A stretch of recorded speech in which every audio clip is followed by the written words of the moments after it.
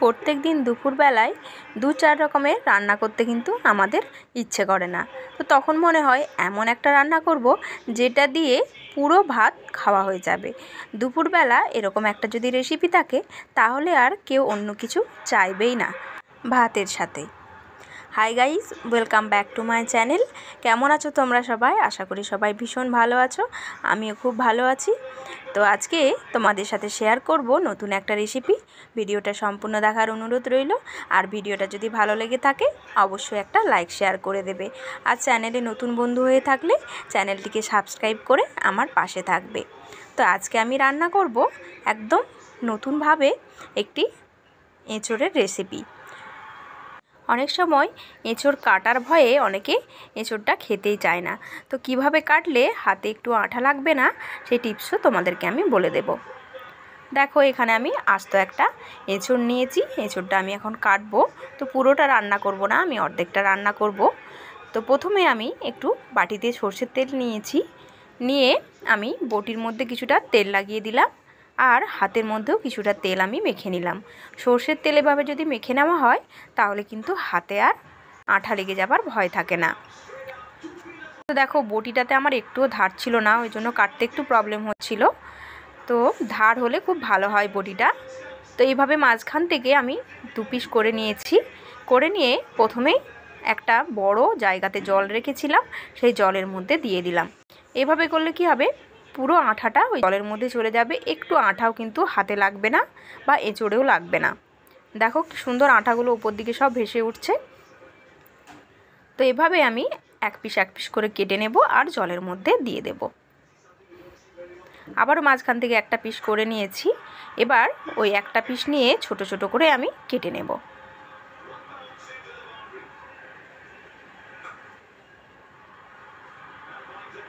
এভাবে ছোট ছোট করে কেটে নিলে কি হবে, ছালগুলো ছাড়াতে খুব সুবিধে হবে।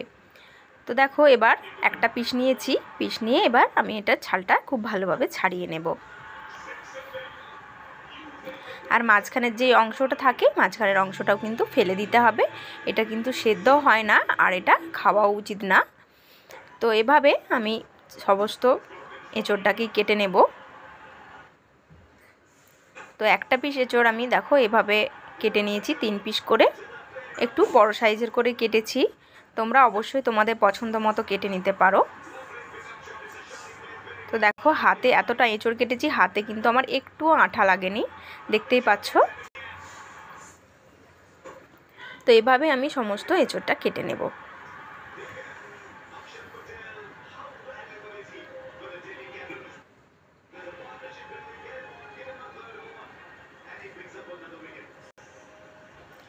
এঁচোড়টা সম্পূর্ণ কেটে নিয়েছি যতটা আমি রান্না করব। এবার একটা আলু নিয়েছি বড় সাইজের। আলুটা প্রায় 250 থেকে 300 গ্রাম একটা আলুই। তো আলুটা আমি খুব ভালো করে ছাড়িয়ে নিয়ে কেটে নেব। আলুটা বড় সাইজের বলে আমি একটাই নিয়েছি, তোমাদের যদি মাঝারি সাইজের আলু থাকে তোমরা সেক্ষেত্রে 2টো নিতে পারো। এবার ঠিক এঁচোড় যেভাবে কেটেছি ওইভাবে একটু ডুমো ডুমো করে বড় বড় করে কেটে নেব।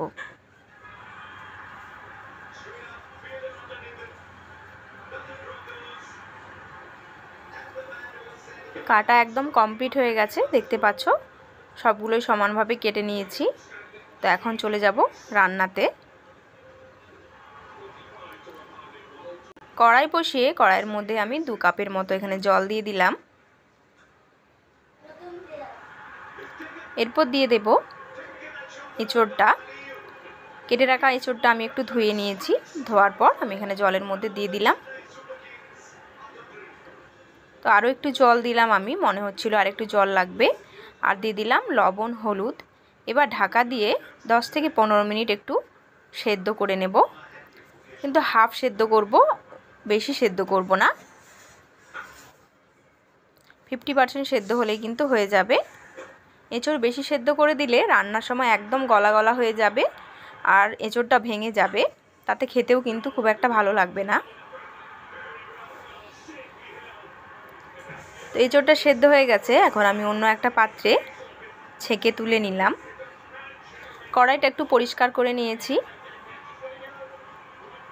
গ্যাসটাকে হাইতে রেখে কড়াইটা খুব ভালো করে গরম করে এখানে আমি সরষের তেল দিয়ে দিলাম। তেলটা আমি একবারই দিলাম, পরে আমি আর তেল অ্যাড করব না, তাই বেশি পরিমাণ তেল আমি দিয়েছি। এখানে মোটামুটি বড় চামচের 5 থেকে 6 চামচের মতো তেল লেগেছে। তো প্রথমে আমি সেদ্ধ করে রাখা এঁচোড়টা একটুখানি ভেজে নেব।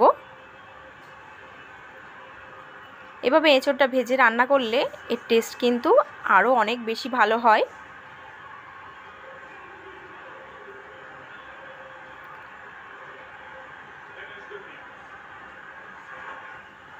অতিরিক্ত ভাজবো না, জাস্ট একটু হালকা করে তেলের ওপর নেড়ে নেব। 5 থেকে 10 মিনিটের মতো ভেজে নিয়ে অন্য একটা পাত্রে নামিয়ে রেখে দেব।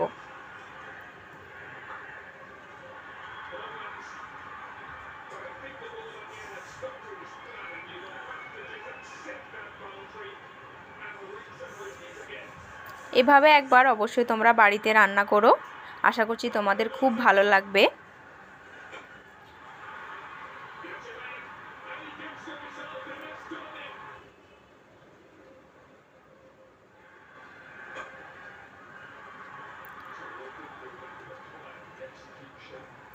এবার আলুগুলো আমি একটু লবণ হলুদ মেখে রেখেছিলাম, আলুগুলো একটু ভেজে নেব লাল লাল করে।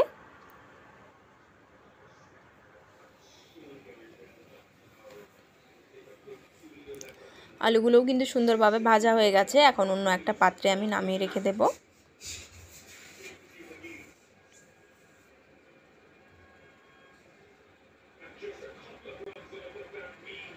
বেশ খানিকটা তেল আছে দেখতেই পাচ্ছ, আমি কিন্তু আর তেল অ্যাড করব না। তো এখানে ফোড়নে আমি গোটা জিরে দিয়েছি, একটা তেজপাতা ফাটিয়ে নিয়ে দিয়েছি, দুটো শুকনো লঙ্কা দিয়েছি, আর বড় এলাচ দিয়েছি দুটো, দারচিনি দিয়েছি এক টুকরো।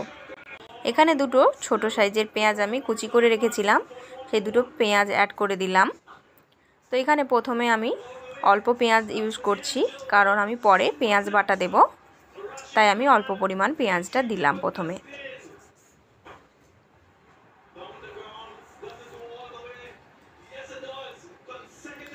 পেঁয়াজটা একটু লাল লাল করে ভাজা হয়ে গেলে এখানে 2 চামচের মতো রসুন বাটা অ্যাড করব।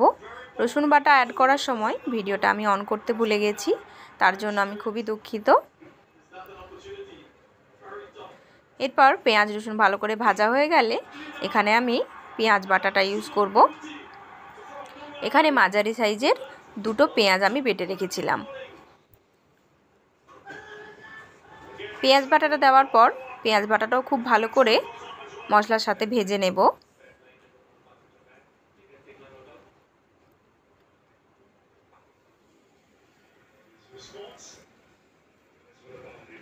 এরপর দিয়ে দেব একটা পেস্ট। এই পেস্টের মধ্যে আছে 2 চামচের মতো আদা বাটা, 4টে কাঁচা লঙ্কা আর একটা মাঝারি সাইজের টমেটো। একসাথে আমি পেস্ট করে রেখেছিলাম, সেই পেস্টটা আমি এখন অ্যাড করে দিলাম। টমেটোটা ছোট বা মাঝারি সাইজে নেওয়ার চেষ্টা করবে, খুব একটা বড় বা 2-3টে টমেটো দিয়ে দিলে কিন্তু টক হয়ে যাবে। এঁচোড় টক হয়ে গেলে কিন্তু ভালো লাগে না খেতে। মশলাটা একটু খুব ভালো করে ভেজে নেব। মশলা ভাজা হয়ে গেলে এখানে 1 চামচের মতো ধনে ও জিরে গুঁড়ো অ্যাড করে দিলাম। কাশ্মীরি লঙ্কার গুঁড়ো দিলাম 1 চামচের মতো, হলুদের গুঁড়ো দিলাম 1 চামচের মতো, আর দেব স্বাদ অনুসারে লবণ। এবার সমস্ত মশলা খুব ভালো করে কষিয়ে নেব যতক্ষণ না তেল ছেড়ে আসছে মশলাটা থেকে।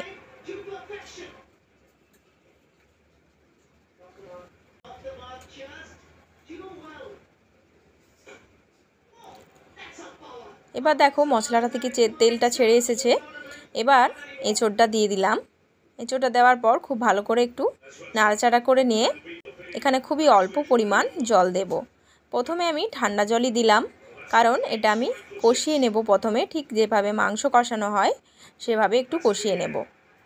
তাতে কি হবে, এঁচোড়টাও সেদ্ধ হয়ে যাবে আর এঁচোড়ের মধ্যে খুব ভালো করে মশলাটা কষানো হবে। দেখতে পাচ্ছ এখানে হাফ কাপের মতো জল আমি দিয়েছি।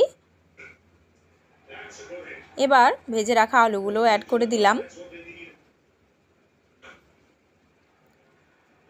গ্যাসের ফ্লেমটাকে একদম লোতে রেখে ঢাকা চাপা দিয়ে 10 থেকে 15 মিনিট রান্না করে নেব।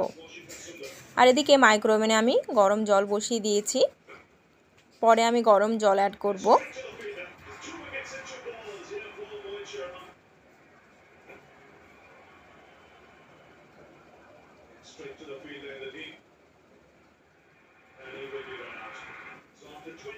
মাঝখানে একটু নেড়ে দিলাম আমি ঢাকাটা খুলে, তারপর আবারও ঢাকা চাপা দিয়ে রান্না করে নিলাম। দেখতেই পাচ্ছ চারিপাশ থেকে কি সুন্দর তেল ছেড়ে এসেছে। কষানোটা কিন্তু সুন্দরভাবে হয়ে গেছে। এবার যে গরম জলটা আমি মাইক্রোওভেনে করে রেখেছিলাম অল্প অল্প করে অ্যাড করে দেব। প্রথমে 1 কাপ দিলাম, তারপর আরও 1 কাপ জল আমি দিয়ে দিলাম। এখানে কিন্তু খুব একটা শুকনো শুকনো কষাও করব না, আবার ঝোলও হবে না, সেইভাবে আমি জলটা দিয়েছি। তোমরা তোমাদের পরিমাণ অনুযায়ী অবশ্যই জলটা নিয়ে নেবে। কতটা গ্রেভি রাখতে চাইছো সেই পরিমাণ অনুযায়ী অবশ্যই জলটা দিতে হবে।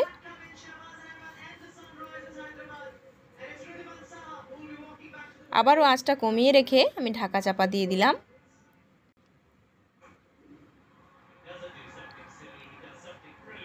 এঁচোড় আলু খুব ভালোভাবে সেদ্ধ হয়ে গেছে, দেখতেই পাচ্ছ। তো এঁচোড় কিন্তু খুব একটা ঘাঁটা ঘাঁটা হয়ে গেলেও কিন্তু ভালো লাগে না, বেশি সেদ্ধ হয়ে গেলে ঘাঁটা হয়ে যায়, সেটা কিন্তু খুব একটা ভালো লাগে না খেতে। তো আমি এভাবেই করলাম, তোমরা যদি চাও অতিরিক্ত সেদ্ধ করতে তাহলে সেদ্ধ করে নিতে পারো।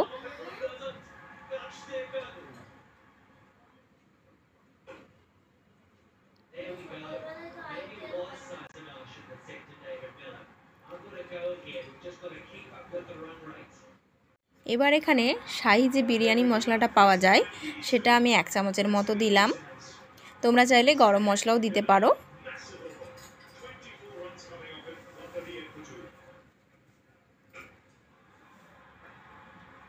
আর দিয়ে দেব টেস্টটাকে ব্যালেন্স করার জন্য চিনি। 1 চামচের মতো চিনি আমি এখানে দিলাম। আর দিয়ে দেব 1 চামচের মতো ঘি।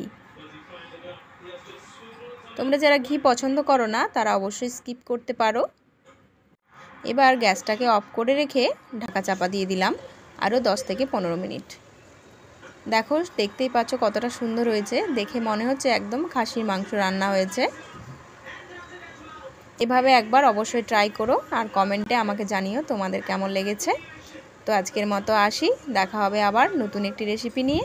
ততক্ষণ সবাই ভালো থাকবে, সুস্থ থাকবে।